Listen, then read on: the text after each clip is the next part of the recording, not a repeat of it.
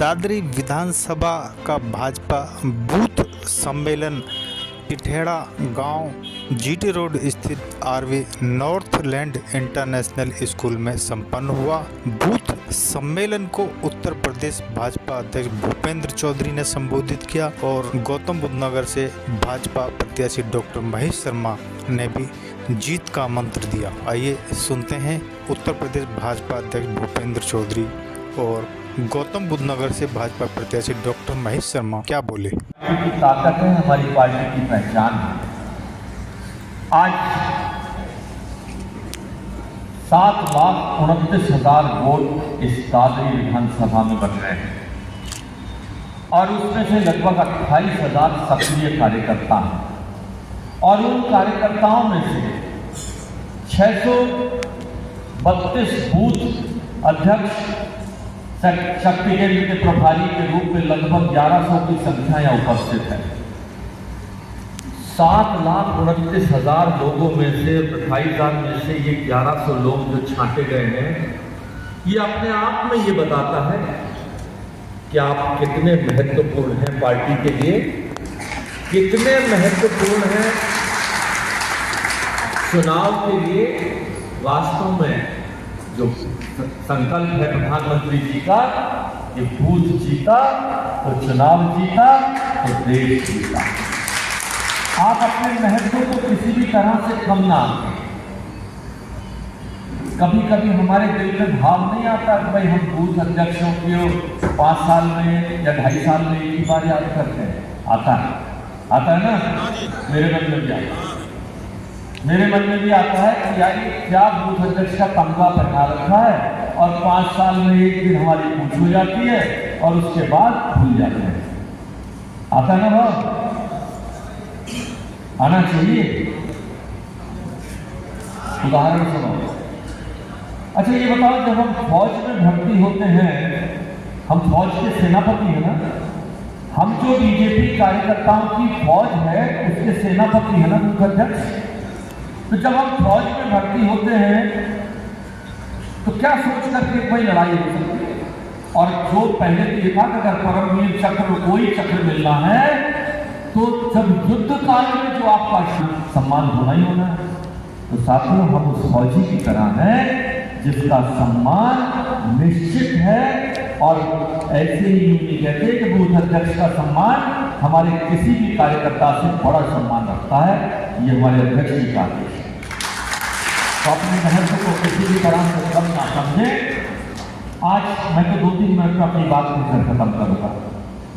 आज हमारे बीच में जिनका मार्गदर्शन हमें प्राप्त होने वाला है, लगभग 30 साल 28-29-30 साल का संगठन का अनुभव कर आज संगठन के शीर्ष के संगठन का शीर्ष जो देश की सबसे बड़ी पार्टी है, विश्व की सबसे बड़ी पार्टी है और उसमें भी सबसे बड़े प्रदेश का, सुनो जरा भाई इस बात को ध्यान से, उत्तर प्रदेश का अध्यक्ष का मतलब 24 करोड़ जनता का प्रतिनिधि नेता के रूप में भूपेंद्र सिंह। अच्छा, उत्तर प्रदेश 24 करोड़ है, उत्तराखंड कितना है किसी को पता है? 95 लाख। और हिमाचल प्रदेश कितना है? 65 लाख। दिल्ली कितनी है? 2 करोड़। तो सोच लो कि दिल्ली, उत्तराखंड और हिमाचल से हम कितने बड़े हैं। उनके अध्यक्ष का 30 साल का अनुभव पार्टी संगठन का लेकर जो हमारे बीच में और राजनीति की काली कोठरी में सम्मान की बेदाग सफेद चादर लिए हुए हमारे बीच में है, ऐसे यशस्वी अध्यक्ष जी का मैं अपनी ओर से और आप सबकी ओर से अभिनंदन करता हूं, स्वागत करता हूं। उनका मार्गदर्शन हमारे लिए एक अमृत प्रसाद की तरह होगा और जिन्हें हम अपने आने वाले चुनाव में उनके अनुभव को इस्तेमाल करेंगे और पार्टी को यशस्वी जीत की ओर आगे ले जाएंगे। नरेंद्र मोदी जी को तीसरी बार प्रधानमंत्री बनाएंगे। मोदी जी और योगी जी की इस जोड़ी के नेतृत्व में देश और प्रदेश की ऊंचाइयां छू रहा है, उनको आगे ले जाएंगे। हमारे बीच में अभी हमारे क्षेत्रीय अध्यक्ष भाई सत्येंद्र जी चले गए हैं। हमारे दोनों विधायकगण भाई तेजपाल जी, आदरणीय नरेंद्र भाटी जी, बहुत बड़ा अनुभव है उनका चुनाव का, मैं भी उनसे सीखता रहता हूँ। भाई सेवानंद जी, भाई उसने घोषणा करी है, आपके नेतृत्व ने भी घोषणा करी है, बड़ी घोषणा करी है। जैसे खेल में प्रतियोगिता में कंपटीशन करा देते हैं ना, उन्होंने बड़ी घोषणा करी। कुछ एनजीओ ने घोषणा करी, कल मैं सुन रहा था, उन्होंने कहा जो मंडल पूरी लोकसभा में टॉप पे आएगा, नंबर 1 पे आएगा, उसे बड़ी सम्मान दिया जाएगा, इतना बड़ा सम्मान दिया जाएगा, समझ गए। और उससे आधा उससे अगले को भी दिया जाएगा, फिर पीछे वालों को भी दिया जाएगा, सम्मानित किया जाएगा, बड़े ढंग से सम्मानित किया जाएगा। जो बूथ पर भी टॉप 10 बूथ वाले होंगे, उनका भी सम्मान बड़े ढंग से किया जाएगा। वो बड़ा ढंग आपको गजेंद्र माली जी बता देंगे, बात चाहे गुप्ता जी बता देंगे, आगरा वाले भी। वोटर स्लिप आपके फोन में रिजर्व रहेगी, अगर 17 खो भी जाए तो भी वोटर स्लिप आपके पास होगी। साथियों, ये सब कुछ टेक्नोलॉजी हो सकती है, लेकिन इस टेक्नोलॉजी के पीछे की जो भावना, जो भाव, जो श्रद्धा, जो मेहनत आपको करनी है, वह महत्वपूर्ण है। टेक्नोलॉजी की पर्ची बांटने से अगर पैसे से चुनाव हो जाते तो आज अनिल अंबानी देश के प्रधानमंत्री होते, एक छोटा चाय वाले का बेटा कार्यकर्ता देश का प्रधानमंत्री नहीं होता। ये आप ध्यान रखिए। तो जो हम तन मन और धन से सेवा करते हैं पार्टी की, उसमें धन का काम तो सबसे आगे। मंत्री पद की लाइन में कहीं है क्या? कहीं गुणा भाग गिनती 2 गुणा भाग में कहीं है क्या? और अगर नहीं है तो भैया क्यों बिरादरी का कलंक भी लगकर हमें हमारा वोट भी क्यों गड्ढे में डलवा रहे हो? साथियों, बस मैं यही बात कहकर कि ये बात करेंगे कि जो यज्ञ में आहुति हो लगती है ना, जब हवन हो रहा होता है तो घर का बुजुर्ग खाने में बैठे नौकर को बुलाकर भी कहता है कि हवन में बेटा एक आहुति तू भी डाल दे। ये कहना कि वोट जो डले, प्रधानमंत्री जो बने, उस प्रधानमंत्री बनने में एक वोट मेरा भी था, भाव को हम जगह पाएगा क्षेत्र की जनता में। और जो भाटी जी ने फार्मूला सिखाया है, आखिरी तक बूथ मत छोड़ना, आखिरी तक बूथ मत छोड़ना, और वोट प्रतिशत 75% से ऊपर ले जाके ही, कम से कम, ज्यादा ले जाओ तो बहुत अच्छी बात है, ये हमारा संकल्प होना चाहिए। बहुत गतिविधियां लगातार अपने कार्यकर्ताओं के माध्यम से हमारी उपस्थिति जनता के बीच में रही। हम सरकार में हैं तो हमारे सरकार के कामकाज और किस प्रकार से सरकार की योजनाओं को जन जन तक पहुँचाया जा सकता है। भाई बहनों, दूसरे दलों के लोग सामान्यतः जब चुनाव आते हैं तो चुनाव में उनकी उपस्थिति कहीं ना कहीं हम सब लोगों के बीच में आती है। अगर जीत गए तो जीतने के बाद सरकार बन गई तो किस काम में लगते हैं ये सब आप लोग जानते हैं। हार जाते हैं तो फिर क्या करते हैं वो भी आप जानते हैं। सरकार आ जाती है तो क्या काम करते हैं ये सब लोग आपसे बेहतर कोई जानते हैं। और भारतीय जनता पार्टी के लोग, हम लोग हमेशा लगातार अपनी उपस्थिति, अपना संपर्क, संवाद लगातार हम लोगों का आपस में भी और समाज के सब वर्गों से हमारा सतत संपर्क बना रहता है।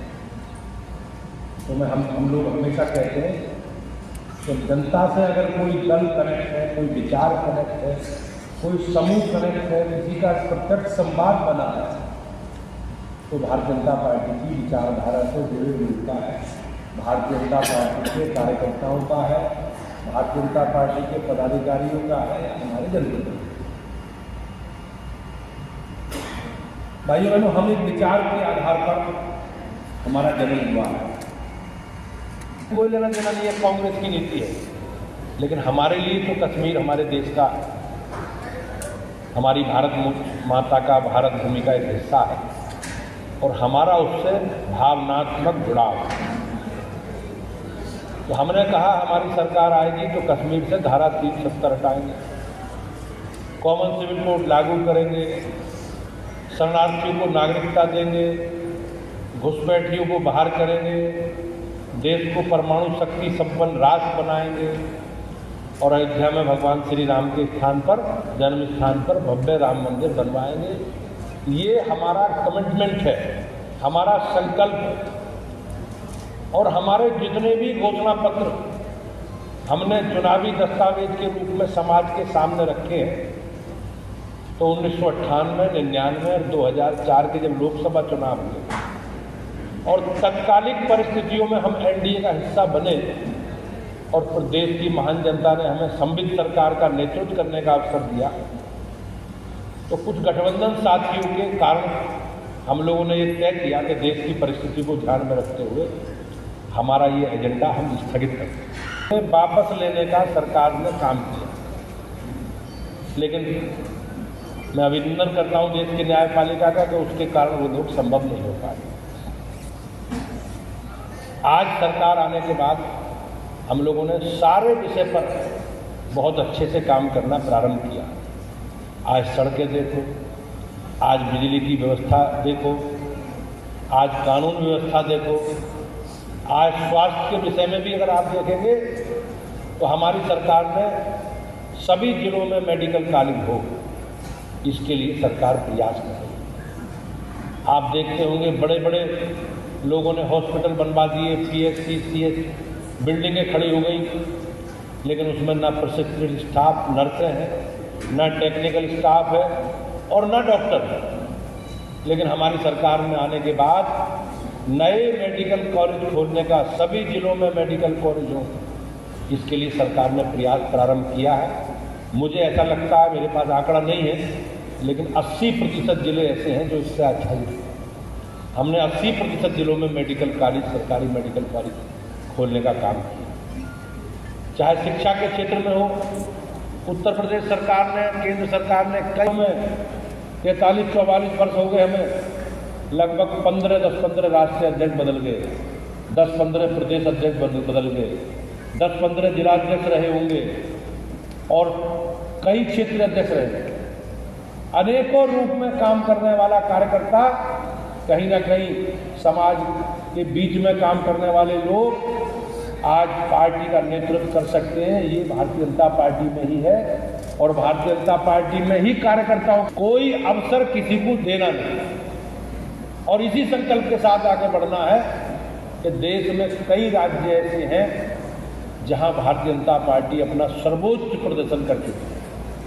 हम दिल्ली में 7 सीटें जीत चुके, हम हरियाणा की पिछली बार 10 सीटें जीत चुके, 10। हम राजस्थान में 25 की 25 सीटें जीत गए, हम उत्तराखंड की 5 की 5 सीटें जीत चुके, हम हिमाचल की 4 सीटें जीत चुके और कश्मीर में 6 सीटें हैं। अब एक लद्दाख बन गया, एक उसमें चली गई, तो पिछले 2 बार से हम 3-3 सीटें जीत रहे हैं। और भाइयों बहनों, बाकी 3 सीटें ऐसी हैं जो हमारे लिए अनुकूल नहीं, तो हम 3 ही जीत सकते हैं। मध्य प्रदेश में लगातार 35 वर्षों से भाजपा 80%, 90%, 95% सीटें जीत रही है।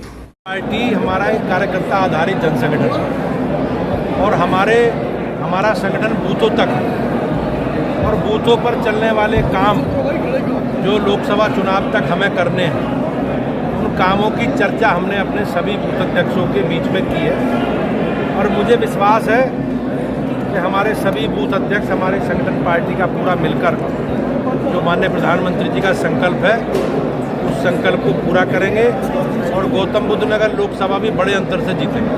सर, विपक्ष आप कह रहे 400 से पार करना रहा है, 250 से बैठ रहा, क्या कहेंगे? लोकतंत्र में सबको अपनी बात कहना, अपने मुद्दों पर जनादेश मांगने का अधिकार है। हम अपना पूरा रिपोर्ट कार्ड लेकर 10 वर्षों का मोदी जी के नेतृत्व में जनता के बीच में हमने जो काम किए हैं, हमारा एजेंडा विकास का है और उस डेवलपमेंट के एजेंडे पर हमारी गरीब कल्याण की जो योजना है उनके साथ हम मोदी जी के नेतृत्व में जनता के बीच में हैं और जिस प्रकार से हमारी गतिविधि, जिस प्रकार से लोगों का रेस्पॉन्स हमारे लोगों को मिल रहा है, उसके आधार पर मैं कह सकता हूँ उत्तर प्रदेश में भाजपा सब सीटें जीतेगी और माननीय प्रधानमंत्री जी के 400 पार के लक्ष्य को पूरा करेगी।